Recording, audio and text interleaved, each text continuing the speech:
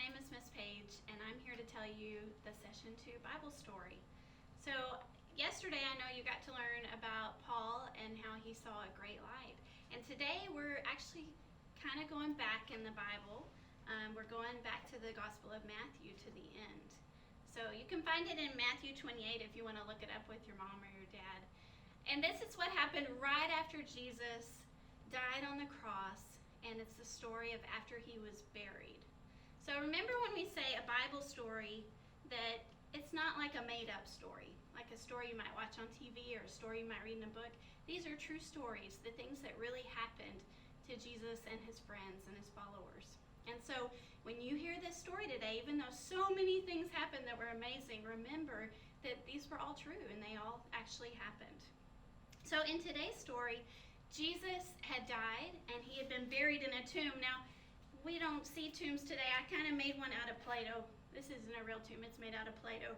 But it can help you understand that a tomb was kind of like a cave where they would have laid Jesus, and then they would have rolled a giant rock or stone over the front. And so Jesus had been put in the tomb and buried there. And a couple of days later, on the Sabbath, two of his friends, two of the women who followed him and loved him, were going to take care of his body. They were headed to the tomb. And their names were Mary Magdalene and Mary. And so on they went to the tomb, and they were sad because Jesus had died and he wasn't with them anymore. And when they got there, as they were coming up to the tomb, something amazing happened. The earth started to shake. There was an earthquake. Have you heard an earthquake? So imagine the whole ground in the garden where the tomb was shaking. And actually an angel came down from heaven who was bright and shining. And it says that he rolled the stone away, big, giant, heavy stone, and he sat on top of it. So imagine that, boys and girls. He sat there, and the women were probably amazed and afraid, and they didn't know who this person was. But he said, "Don't be afraid. Look inside the tomb and see that it's empty. Jesus is alive, just like he told you that he would be." That was great news. The women were amazed. They didn't know what to do, but the angel said, "Go tell his disciples." His disciples were his friends, his followers. "Go tell his friends that they can wait for him in Galilee, and he'll come to them there." And so the women ran off. They were going to go and find Jesus' friends and tell them the good news.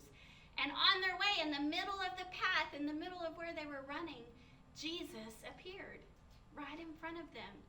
And Matthew tells us, when he wrote down this true story, that they fell onto the ground and they wrapped their hands around Jesus' feet and they worshiped him. Really what that means is that they were amazed and they knew there was no one like him, that he was God and there was no one like him. And Jesus said, "Hello." Actually, the Bible says, he said, "Greetings," which is like hello. He said, "Hello," and he said, "Go tell my disciples to wait for me in Galilee, and I will come and see them there." So the women got up and they ran away and they told the disciples, "Jesus is alive." And the disciples did. His friends, the disciples, went and waited for him in Galilee. And in this same story, it tells us that Jesus met the disciples there on a mountain in Galilee, and that they worshiped him too, that they were amazed that he was alive. He was dead, and here he was alive in front of them. And they probably hugged him, and they called him Lord. They called him their leader, their master. They worshiped him. But Jesus had some special things to say to them before he left them there on the mountain. And I want us to think about some of those things because they're kind of promises that he gave. Some of them are things he told them to do, and some of them are promises.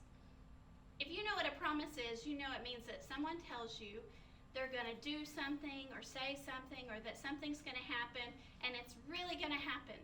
They're not going to break their promise. They're really going to do it, or it's really going to happen. So Jesus told the disciples first. He told them something to do. He said, "Go everywhere. Go in all the countries of the world. People that are different than you, people that speak different languages, go and tell them that I'm alive, that I've risen." And he said, "Make them my followers. Make them my followers. Make them my disciples, and baptize them." And then he said something special. "And I will be with you always, even to the end of the age," which means forever. I will be with you. And boys and girls, he says that to us today too. He says, "I'm want you to go and tell people about me, that I'm alive, that I'm not in any kind of grave, that I'm alive, and tell them that they can believe in me, and tell them that I can be with them always. And boys and girls, that's the good news. He is with you always, all the time. Even your mom, she might be with you most of the time, right? Most of the time you're with your mom or your dad or your grandma, grandpa, but they can't be with you everywhere. Sometimes you might stay with a babysitter, or you might go to school, or you might go to some special thing and they're not there with you.